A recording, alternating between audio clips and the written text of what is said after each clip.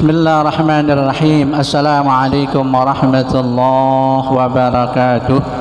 Sudah kita baca yang untuk keluarga kita yang telah berpulang ke rahmatullah, orang tua kita, guru-guru kita, orang-orang yang kita cintai, orang-orang yang berjasa dalam hidup kita, dan mereka yang telah mewakafkan tanahnya, hartanya, tenaganya untuk Masjid Jami' Mujahidin ini. Mudah-mudahan seluruh amal-amalnya dilipat gandakan dan diterima oleh Allah Subhanahu wa taala, kesalahannya diampuni dan dihapuskan Allah Subhanahu wa taala, dan dijadikan kuburnya radhah min riyadil jannah. Ala hadhihi niyyah wa ala kulli niyyah salihah ila hadratin nabi al-fatihah. A'udzu billahi minasy syaithanir rajim. Bismillahirrahmanirrahim.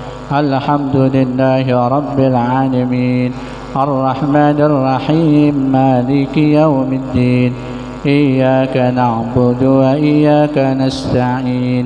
Ihdinas siratal mustaqim. Siratal ladzina an'amta 'alaihim ghairil maghdubi 'alaihim waladdallin. Amin. 3 kali baca Al-Quran surat Al-Fatihah. Minta kepada Allah dengan berkah surat Al-Fatihah, dengan rahasia yang terkandung dalam surat Al-Fatihah, dengan mukjizat Al-Fatihah, semoga Allah ijabah doa-doa kita, Allah kabulkan harapan dan permohonan hidup kita, Allah mudahkan urusan-urusan kita, urusan agama, urusan dunia, urusan akhirat. Jadikan keluarga kita keluarga yang sakinah, kampung kita kampung yang marhamah, negeri kita negeri yang thayyibah islamiyah, yang senantiasa mendapatkan curahan rahmat barakat dari Allah Subhanahu wa taala. Ala hadhihi niyyah wa ala kulli niyyah salihah ila hadratin nabi al-fatihah. A'udzu billahi minasy syaithanir rajim. Bismillahirrahmanirrahim.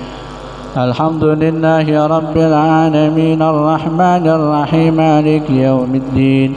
Iyyaka na'budu wa iyyaka nasta'in. Ihdinas siratal mustaqim. Siratal ladzina an'amta 'alaihim ghairil maghdubi 'alaihim waladdallin. Amin.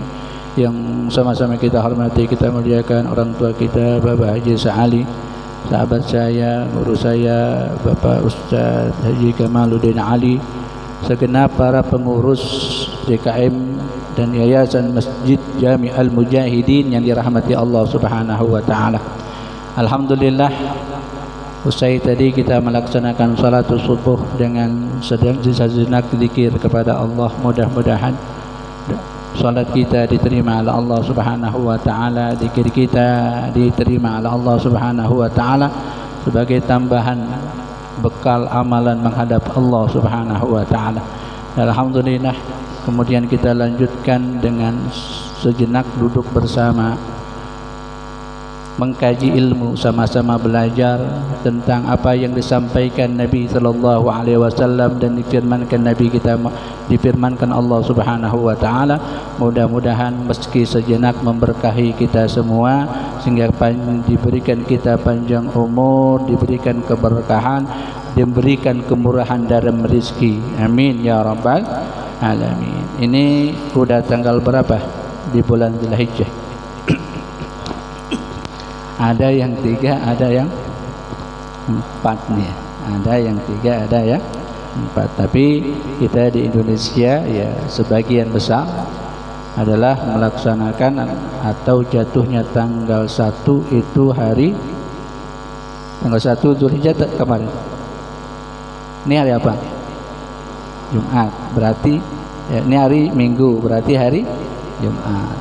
Ada yang sebelumnya, yakni hari Kamis. Makanya jangan begitu, jangan cegukan kalau agak beda ya. Nah, kenapa sih cegukan? Ya artinya jangan kaget, biasa. Ikhtilafu ummati rahmah. Enggak usah kita komen yang enggak penting. Enggak usah komen ya enggak penting. Ustaz, ini kan hari Idul Adha, mengapa kita puasa Arafah? Besok nih kejadian, betul nggak? Ya, karena ada yang sebagian udah hari raya Idul Adha, udah tanggal 10, tapi kita masih tanggal 9 hari Arafahnya. Ya. Tidak seperti itu. Tetap kita yakinnya bahwa tanggal 9 jatuh di hari Sabtu. Ya. Tanggal 10 di hari Ahad atau hari Minggu. Ya, insya Allah seluruhnya diterima oleh Allah Subhanahu wa ta'ala. Hadirin yang dirahmati Allah Subhanahu wa ta'ala, pertemuan ini pun menjadi luar biasa, amalan yang istimewa karena berada di ayyamul asyar, di ayyamul asyar, di 10 hari bulan Dzulhijjah. Satu hadis disampaikan oleh Nabi kita Muhammad sallallahu alaihi wasallam, afdalu ayyamid dunya yaumul asyar, bahwa hari yang paling agung di sisi Allah adalah 10 hari di bulan Dzulhijjah. Jadi kalau ada tanggalan atau hari dalam hitungan tahun 365 hari, maka dari 365 hari itu ada 10 yang diagungkan oleh Allah. Diagungkan, dicintai, disenangi, bahkan disampaikan oleh Nabi kita Muhammad sallallahu alaihi wasallam, ma min ayyamin al-amalu salih ahabbu ilallahi finna illa min hadhil ayyam, yakni ayyam al-ashar.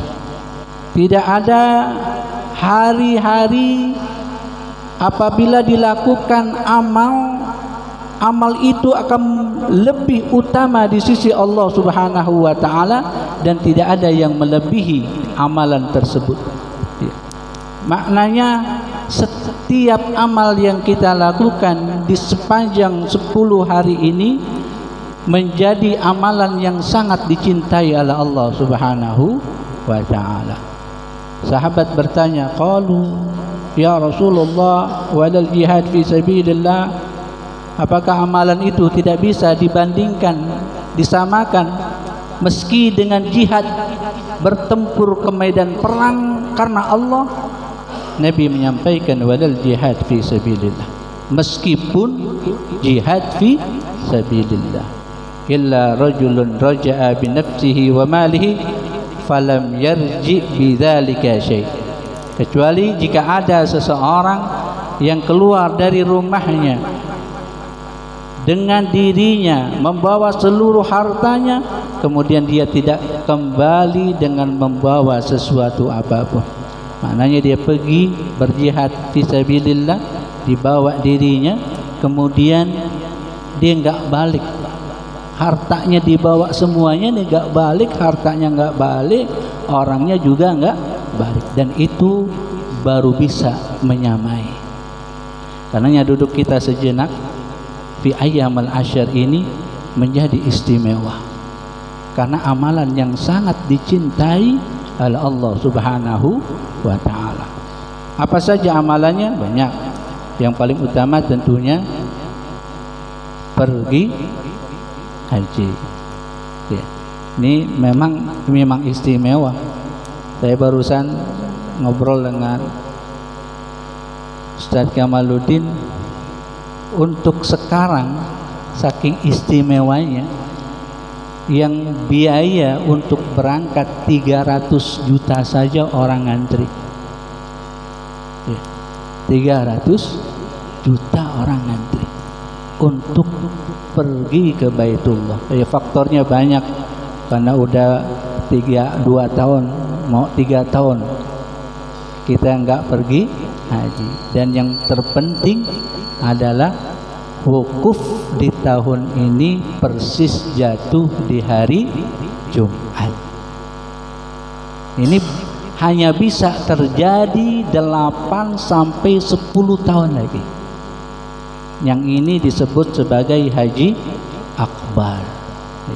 Kalau haji akbar memang istimewa, jangankan buat orang luar Saudi, orang Saudi sendiri yang biasanya musim haji dia pada keluar dari Saudi, tapi kalau haji akbar dia merangsek masuk ke haram. Dan biasanya pemerintah Saudi banyak membagi-bagikan rezeki, bagi-bagiin duit, bagi-bagiin uang.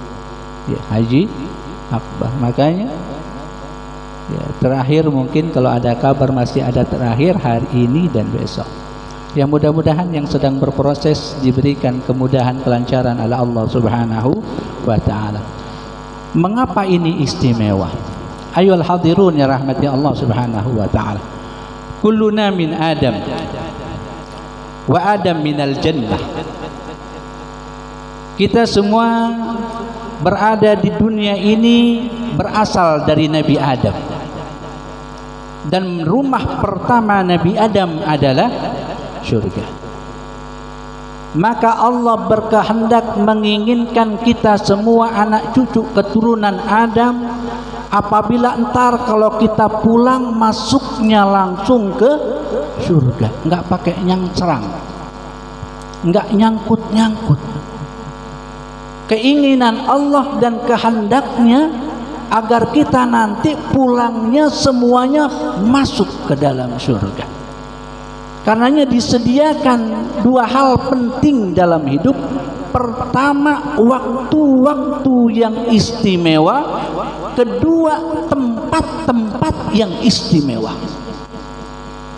Biar apa? Biar kita bisa balik, benar-benar baliknya ke dalam surga. Karenanya misi utama kita dihadirkan ke alam dunia disampaikan oleh Allah dalam surat Az-Zariyat, wa ma khalaqtul jinna wal insa illa liya'budun. Tidaklah aku ciptakan bangsa jin dan manusia melainkan untuk beribadah. Mengapa? Karena ibadah sebab untuk bisa masuk ke dalam surga. Jadiin sebab nih, ibadah ini sebab untuk bisa masuk ke dalam surga. Yang kedua, ketika Allah ciptakan kita, nih anatomi tubuh kita udah diciptain. Kan makhluk sebelum Adam diciptakan yang terbuat dari api dan cahaya, ada malaikat dan jin. Banul Jan.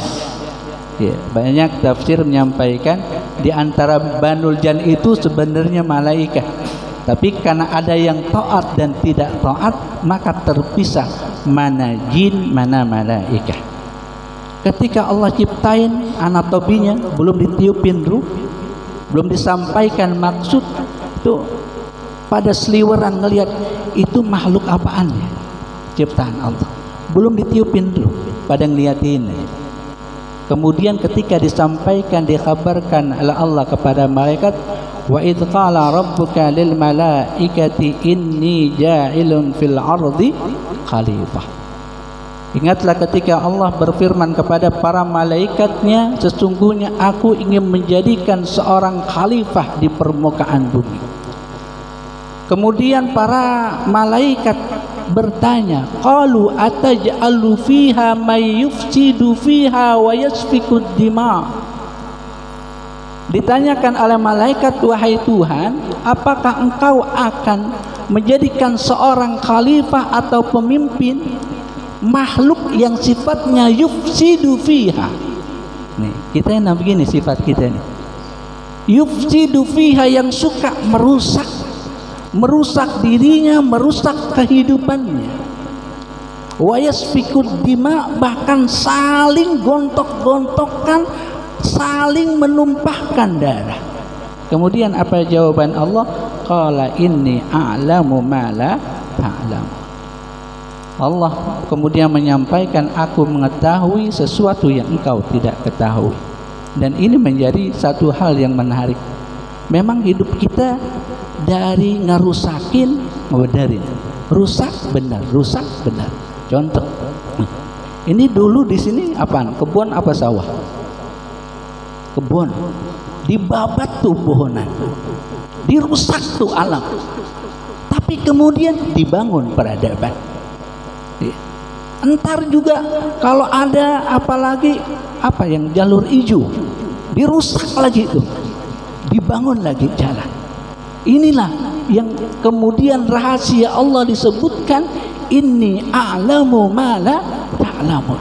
Karena kehidupan manusia terus berkembang, manusia terus bergerak, disebutkan oleh Allah Subhanahu wa ta'ala. Sedangkan kalau malaikat ya sudah statis saja. Manusia sifatnya dinamis, selalu berkembang, selalu bergerak. Kalau malaikat ya udah disuruh sujud dari diciptain sampai nanti yaumul qiyamah, tugasnya hanya sujud. Ditasbih, tugasnya hanya bertasbih dan lain sebagainya. Akan tetapi sifat manusia tidak seperti itu.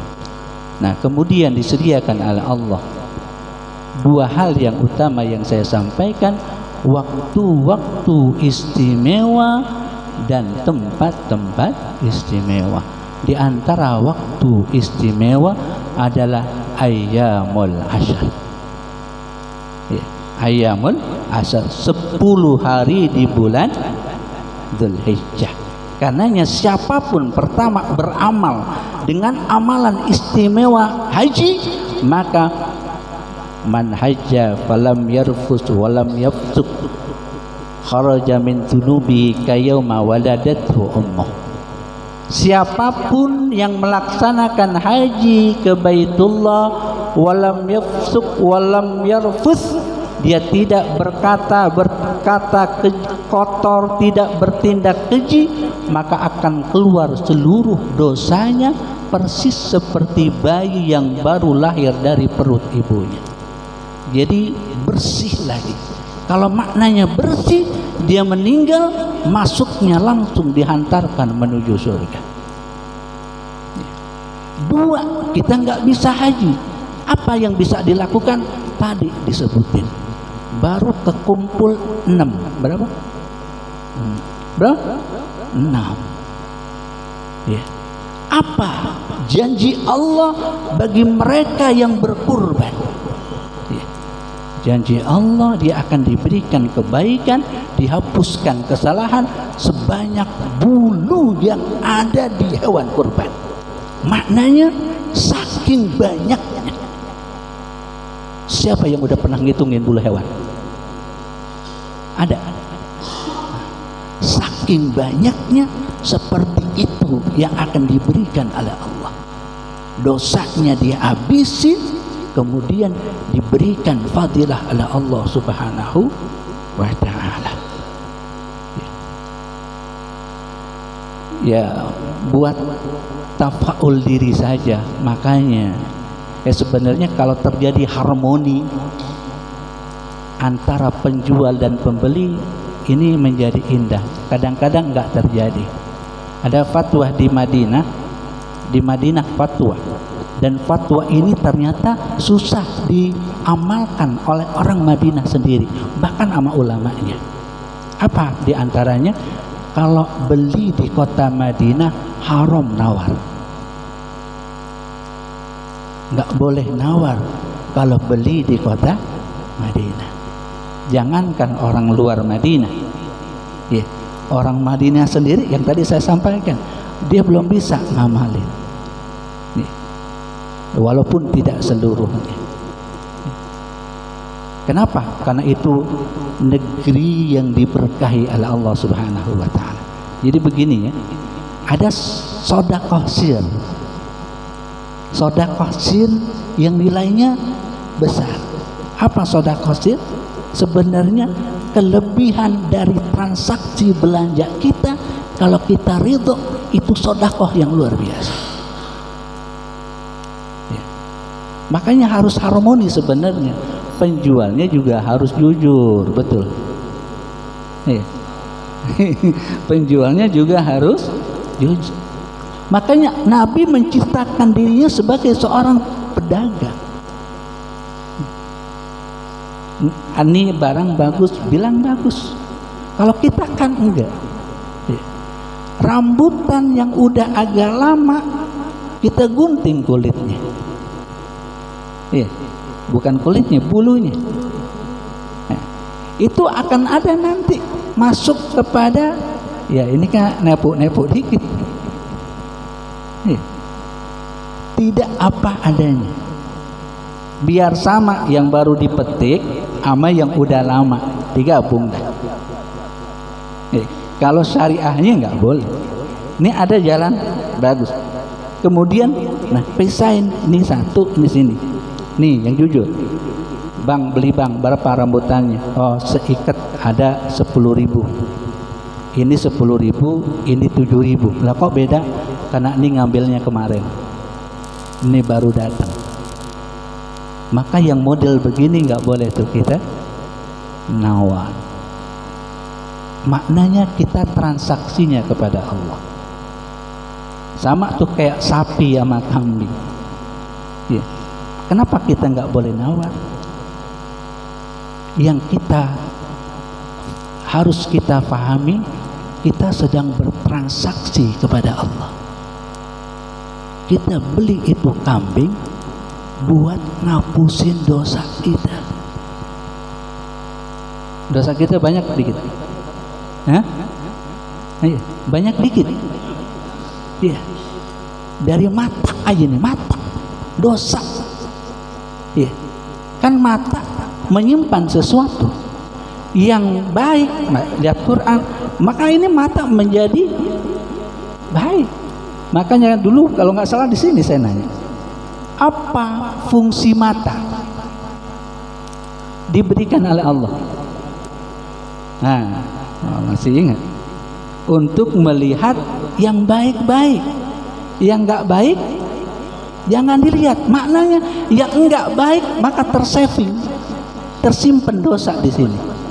Makanya kita alhamdulillah tiap hari wudu, alhamdulillah, karena dari wudu itu ngerontokin nih dosa yang ada di wajah, diantaranya nih di mata kita. Semuanya itu tersimpan kebaikan, dan kita banyak dosa. Mulut apalagi, ya, ngomongin orang dulu, nggak habis-habis, nggak berhenti-berhenti. Emang kita yufsidu fiha, saling merusak diri. Kita punya pahala, kita hancurin sendiri. Baik, udah amal nih, bangun malam-malam, ya. Kemudian sholat subuh jamaah, itu kajian, keluar, habis tuh rontok amalan yang tadi. Dari mana? Dari amalan kejahatan, keburukan, kejelekan yang kita lakukan di sepanjang satu hari. Jujur aja dengan diri sendiri sama-sama. Dalam satu hari, kalau ada mizanul amal, ada timbangan amal baik dan buruk, kira-kira mana banyak, mana berat amalan baik dengan amalan buruk. Iya. Nggak jauh dari sini, di depan ada sendal kita, pengen ke depan sebentar, di situ ada sendal kita ada di atas, kita make datuh sendal ada di bawah. Iya. Punya kita bukan? Nah, memakai sesuatu yang bukan milik kita, apa hukumnya? Nah, kalau yang pencurian saraka yasriku, menjadi pencurian, ngambil miliknya, memakai haknya ghasab namanya. Tapi ghasab tetap ada isim, ada ismun, ada dosa. Ya. Kita memakai, itu punya kita apa bukan? Kalau bukan punya kita, jangan kita pakai, karena kita tidak berhak menggunakannya. Kita pakai, tercatat dosa buat kita. Kecuali bisa dihapus, kita minta maaf, tadi gue pinjem sendal lo.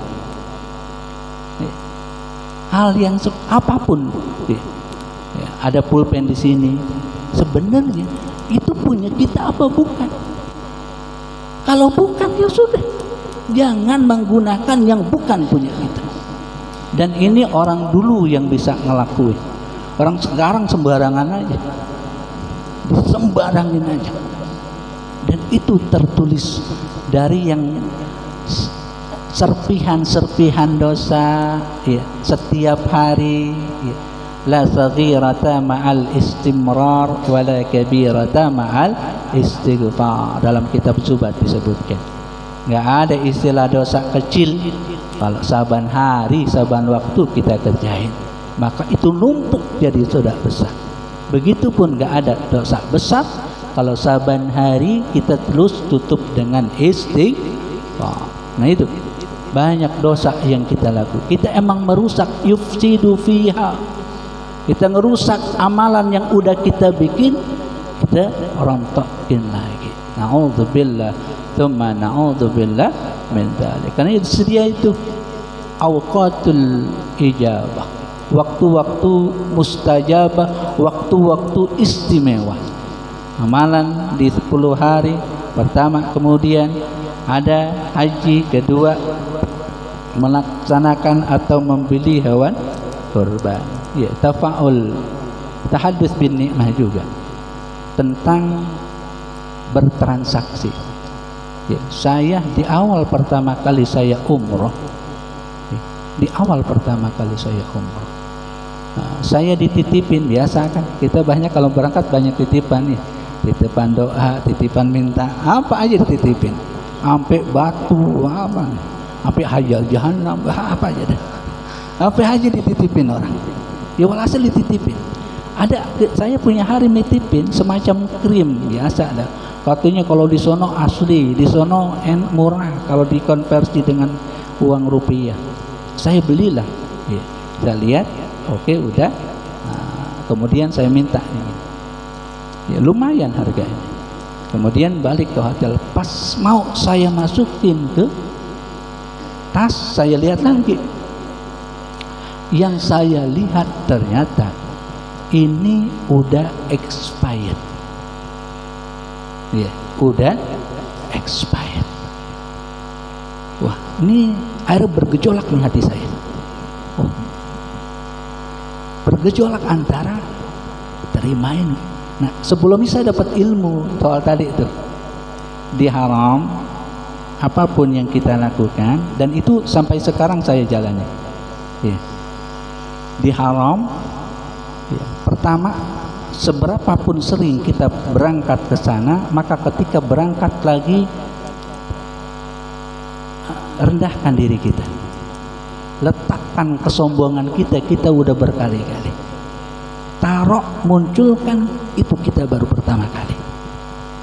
Kemudian apapun kejadian peristiwa yang dihadirkan, ingat itu kota haram, pasti ada rencana Allah. Walaupun bukan hanya di sana ya, di sini juga begitu sama.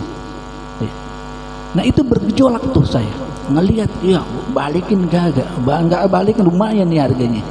Ya, balikin bisa aja, tapi itu tadi saya merasa saya harus bertransaksi kepada Allah. Ya, saya pengen terima ini, ikhlasin, ya, ikhlasin. Toh saya niatnya benar, cuman kan pedagang yang tidak benar. Ya, tapi ya udah, saya terima perlakuannya. Ya, perlakuannya di tanah haram. Ya, sambil saya minta, ya Allah, kalau ini jadi sebab saya bisa balik lagi, ya mudah-mudahan ini pertandanya. Ya alhamdulillah, saya merasa di antara amalan itu, oh, sehingga setahun berikutnya, ya sampai sekarang, kecuali COVID, minimal dalam setahun saya berangkat 5 kali dalam 1 tahun. Ya, hampir setiap, saya pernah 1 bulan balik lagi, atau pergi disimpan di sono 1 bulan. Ya, sebulan baru balik. Ya, walhasil itu yang saya rasakan kan, sampai kehidupan ini terenggut dari jasad kita. Ya mudah-mudahan ya sejenak ya kita hadir di sini, kita bisa memaknai 10 hari yang dihadirkan Allah saat ini, sehingga yang tersisa kita bisa mengamalkannya. Yang belum mungkin membeli hewan kurban, diberikan kemampuan finansial dan keimanan. Yang penting keimanannya. Banyak orang mampu, imannya kurang, nggak jadi. Ya. Karena persoalan kurban bukan persoalan harta, persoalan keinginan. Apalagi ini dicontohkan oleh Nabi Ibrahim alaihi salam. Artinya memang udah menjadi contoh yang luar biasa. Jadi contoh yang luar biasa. Makanya sebutan tarwiyah dan arafah banyak riwayatnya. Di antaranya dalam kitab Sultanul Auliya Syekh Abdul Qadir Al-Jailani menyampaikan bahwa malam ke-8 Nabi Ibrahim alaihissalam bermimpi. Dalam mimpinya, ya Ibrahim, tunaikan janjimu. Tunaikan janjimu. Janji apaan nih? Flashback ke belakang Nabi Ibrahim. Ya. Karena dalam satu peristiwa di setiap tahun Nabi Ibrahim tidak kurang berkurban untuk Allah. Dia ngorbanin itu 1000 ekor kambing gibas. 1000 kira-kira segimana banyak? Kalau dikumpulin segimana banyak? 500 sapi, 500 onta. Kalau disatuin kayak gimana? Hebatnya begitu, saking hebatnya malaikat berdecak kagum. Ngomen dah. Kalau kayak kita ada status dikomenin. Ngomen. Apa komennya? Komennya malaikat, wah luar biasa Anda ya Ibrahim, kecintaanmu kepada Allah Subhanahu wa taala. Nah, Nabi Ibrahim berkata tapi tidak maksud untuk sombong. Iya. Karena ini untuk Allah. Jangankan apa yang ada sekarang, andai aku dikaruniai oleh Allah seorang anak, kemudian diperintahkan untuk kukurbankan, pasti aku kurbankan.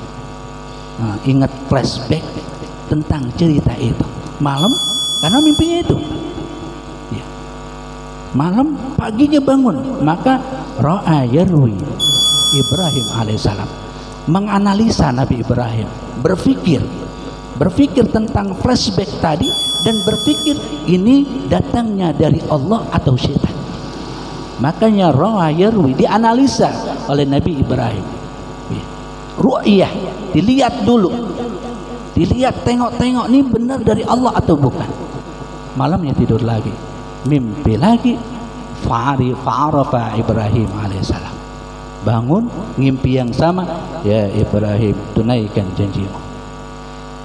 Bangun, langsung hakul yakin, ini panggilan atau perintah dari Allah. Dipanggillah tuh anaknya, ya bunayya inni ara fil manam anni adzbahuka fanzur madza tara.